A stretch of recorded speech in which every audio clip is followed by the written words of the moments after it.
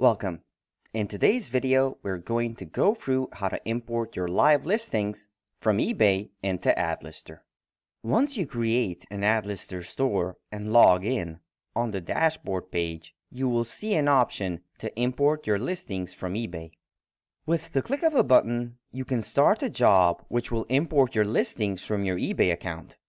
Do keep in mind though, that this is a simple import job, and this should be used if you have simple text descriptions for your products. If you have an existing design template on your listings, then please contact our AdLister support team, because in this case, a custom import algorithm has to be created by our developers to properly import your listings.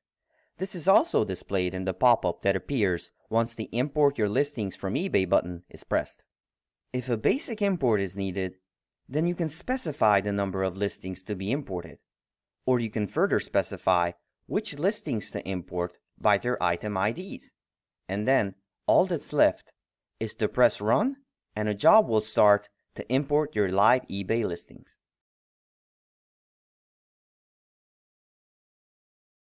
Once the job is finished, you can have a look at the newly imported product on the Products page.